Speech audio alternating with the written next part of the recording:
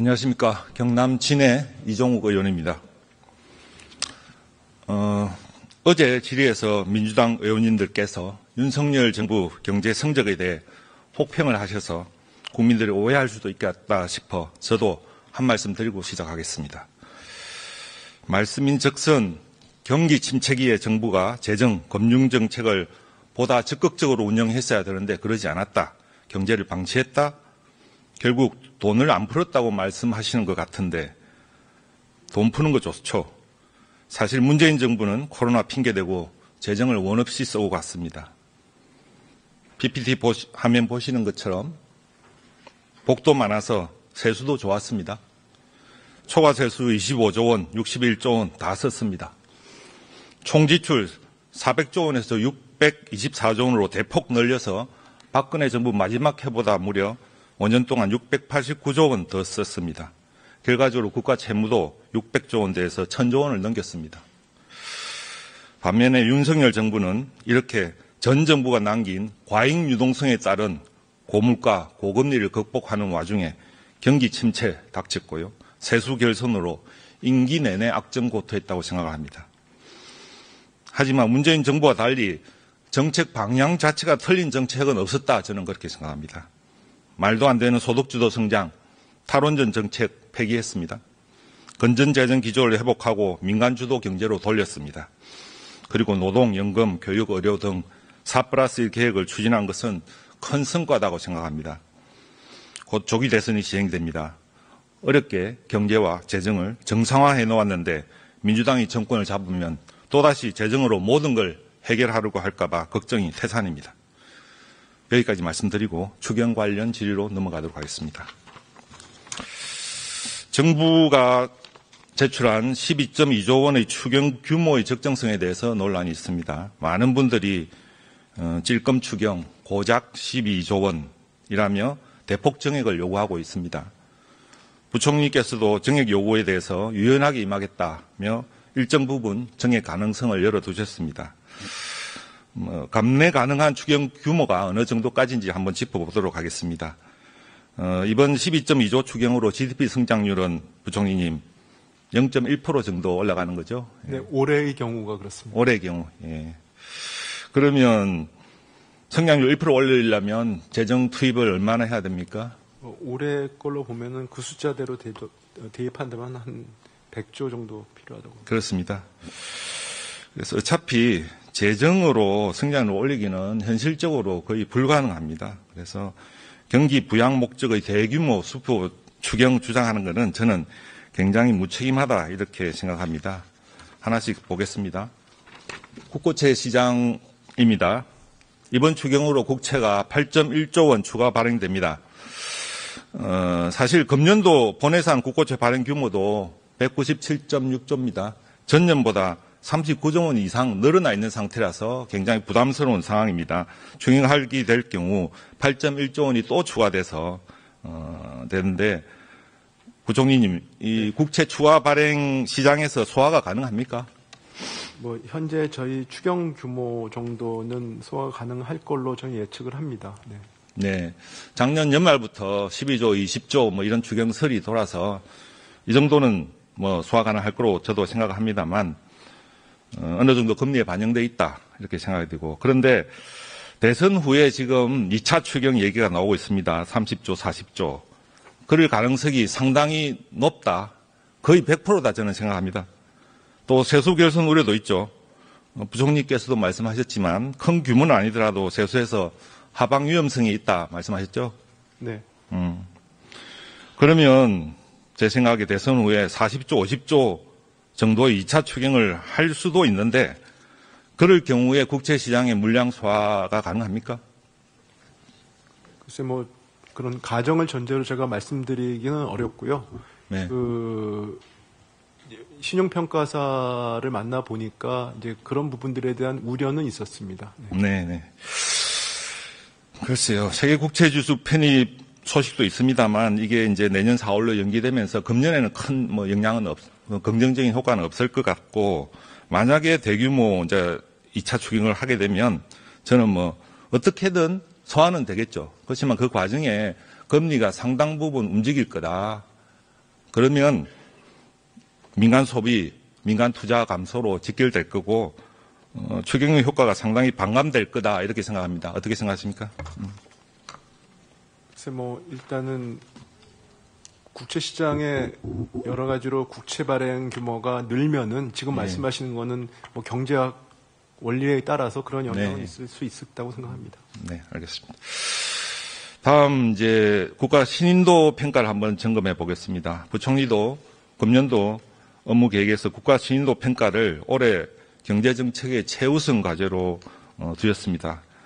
이번 워싱턴 출장에서도 무디스 국가신용등급 글로벌 총괄과 면담을 가지신 걸로 알고 있는데 혹시 한국의 그 국가 부채 수준이나 재정 정책에 대해 별도의 언급은 없었습니까?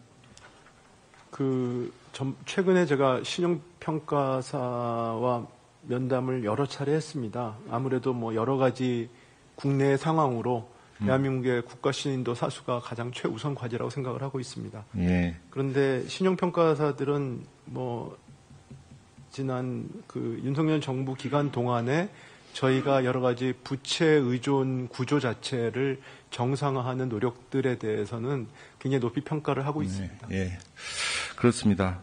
하지만 PPT 화면 보시는 것처럼 피치사나 무디스사가 작년부터 최근의 보고서에서 한국의 신용등급을 유지하지만 민주당의 확장적 재정정책은 상당히 추가적인 상승 압력을 가한다고 문구를 조금씩 바꿔가면서 강력하게 경고를 하고 있습니다. 규모도 규모지만 국가 신인도에서는 속도나 정책 방향도 중요합니다. 2주 전에 피치사가 중국 신용등급을 한 단계 강등시켰을 때 국가 채무가 GDP 60%를 넘었다. 그리고 재정적자가 GDP 마이너스 8.4%다. 이런 게 이유였고요. 작년에 프랑스 신용등급이 강등당했을 때도 과도한 국가 채무와 또 GDP가 2027년까지 마이너스 3%를 관리재정 수지를 초과할 것으로 예상된다. 이런 이유였습니다. 이번 추경으로 6년째 이제 관리재정 수지가 GDP 3%를 초과하게 되는데요. 이렇게 신용평가 기관이 눈을 부릅뜨고 있는데 굉장히 저는 위험한 신호다. 이렇게 생각합니다. 재정의 지속 가능성 측면에서 심각하게 관리해야 된다고 생각하는데 부총리 의견을 말씀해 주십시오. 어려운 과제라고 생각합니다. 왜 그러냐면 우리 국가 신인도를 사수하는 건 매우 중요한 거고요. 그다음에 재정의 역할이 재정의 건전성을 유지하는 게 최고의 목표는 아닙니다. 그렇지 않겠습니까? 네, 그렇죠. 결국 그 재정의 지속 가능성을 유지하자는 것은 재정의 역할을 오랫동안 미래 세대를 위해서 하자는 것이니까 일시적으로 그 재정의 역할은 필요하다고 생각합니다. 근데 일단 복지 지출 부분에 대해서 재정의 역할은 계속 필요하다고 생각하고 있고 저희 정부에서 그렇게 노력을 했습니다. 다만 경제 활성화를 위한 재정의 역할에 대해서는 여러 가지 시각이 다를 수 있고요. 그런 부분들은 재정의 지속 가능성을 유지하면서 균형을 지키면서 취약계층을 중심으로 하는 것이 맞다고 생각하고 있습니다. 예.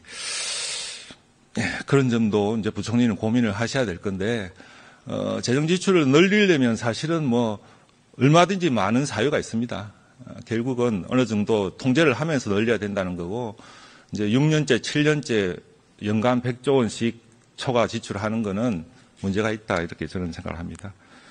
우리나라 재정 상황을 한번 보겠습니다. DTU 기준으로 국가 부채 비율이 저희 나라가 54.5%입니다. 전 세계 평균보다 아직 낮습니다. 이런 이유로 정치권도 그렇고 국민들도 아직 여유가 있는 거 아니냐, 더 써도 되는 거 아니냐 하는 생각을 많이 가지고 있습니다만 하지만 이미 우려할 수준에 도달했다고 생각합니다. 금년에 비기축국 통화국 평균을 넘어섰습니다. 그리고 속도도 보면 15.6%로 비기축 통화국 중 뉴질랜드에 이어 2위입니다. 장기 재정 전망을 이제 보면 더 심각한데요.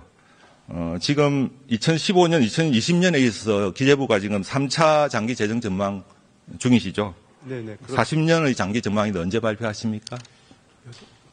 9월입니다. 예.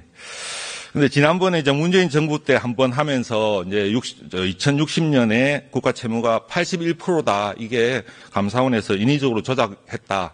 이런 감사 결과가 있었고 이번에 아마 하게 되면 100이 넘는 세 자리 숫자가 될 걸로 저는 예상을 합니다.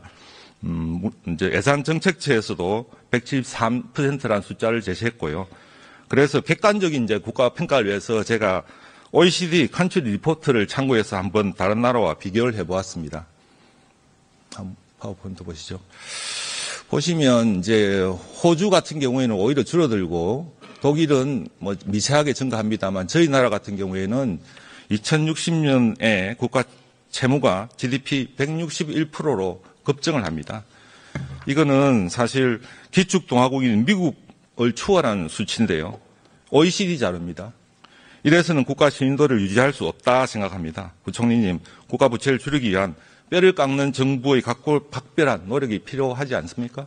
전적으로 동의합니다. 한 가지 말씀드릴 것은 저희가 재정수지, 관리재정수지 같은 경우에는 윤석열 정부 동안에 노력을 했습니다만 그래도 목표를 달성하지 못했습니다만 국가 채무의 증가폭은 1%대로 굉장히 노력을 했습니다. 근데 다시 한번 말씀드릴 것은 아까 의원님 말씀하신 대로 비기축 통화라든지 해서 우리나라가 뭐 예를 들어서 60%, GDP의 60% 미치니까 여유가 있다라고 생각을 해서 더 늘려야 된다고 생각하시는 분도 있지만 그거는 미래 세대를 위해서 우리 세대가 그 부분을 갖다가 늘릴 권한이 없습니다. 권리가 없습니다. 50%라고 하는 거는 우리 건국 1월 70년 동안 우리의 선배들이 이 재정의 지속 가능성을 위해서 노력한 결과물입니다. 그래서 우리가 지금부터 50% 선이다. 근데 지금 말씀하신 그냥 놔둬도 장기 재정적만 늘게 되지 않겠습니까? 그렇기 때문에 일단 우리가 재정을 쓰는 데서 지속 가능성이라는 게 그런 의미에서 굉장히 큰 의미가 있고 미래 세대에 짐을 주면 안 된다고 저는 생각하고 있습니다. 예. 그래서 이제 지출 구조 조정이 필요한데요. 이제 장기적으로 대응하기 위해서는 현재의 지출을 적절히 절제하고 통제해야 됩니다. 다음 PPT 화면 보시죠. IMF 보고서인데요. IMF가 지난주 발간한 재정 전망 보고서에서 지금 전 세계 공공부채 비율이 2차 세계대전 이후 가장 높은 수치로 증가할 걸로 전망이 된다.